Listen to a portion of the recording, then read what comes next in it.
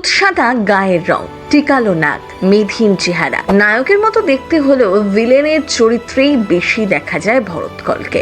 নায়ক নয়, কেন ভিলেন হতে চেয়েছিলেন?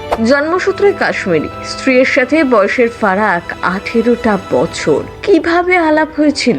জটিল রোগে আক্রান্ত, সব বিপদে পাশে পেয়েছেন কোয়েলের স্বামীকে। টলিউড ইন্ডাস্ট্রিতে কোনো বিভাজন দেখতেই পান না ভরত কল। ভিলেন ভরতকে নাকি ভদ্রলোক তৈরি করেছেন লীনা গঙ্গোপাধ্যায়। কিভাবে বদলে গেলেন জানেন? যাদবপুর বিশ্ববিদ্যালয়ে পড়াশোনা চলাকালীন অভিনয় জীবনে হাতেখড়ি 90 দশকের জনপ্রিয় খলনায়ক ভরত কলে।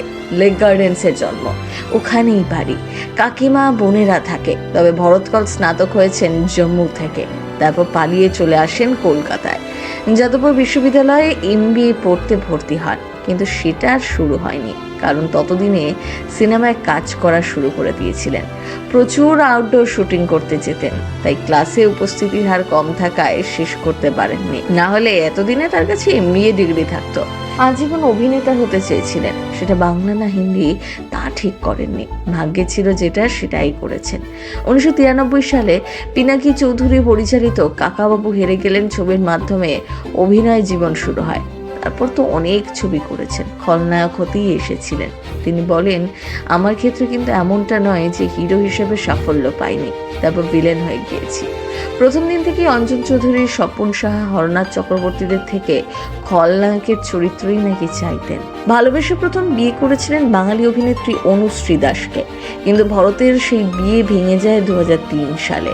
2015 সালে নিজের থেকে বয়সে অনেকটাই ছোট অভিনেত্রী জয়শ্রী মুখোপাধ্যায়কে বিয়ে করেন। 2015 সালের জুলাই মাসে বাগদান পর্ব মিটেছিল ভরত জয়শ্রীর। সেই বছরেরই 16 সেপ্টেম্বর আইনি বিয়ে করেছিলেন। সামাজিক বিয়ে হয় সেই একই মাসের 26 সেপ্টেম্বর। তাদের ফুটফুটে কন্যা সন্তান আইরা এখন পরিবারের মধ্যমণি। তাকে ঘিরেই ভরত জয়শ্রীর সবটা। তা নিয়েও কম জল ঘোলা হয়নি। বিয়ের পর জয়শ্রী কাশ্মীরি পণ্ডিত পরিবারটিকে নিজের করে নিয়েছেন।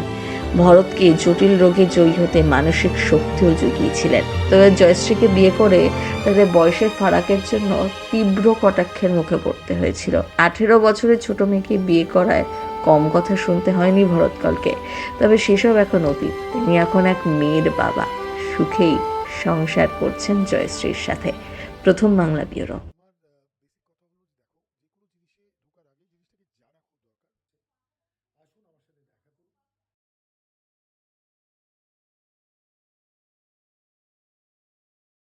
আপনি যদি বলেন তাহলে আমি বলবো ডেফিনেটলি।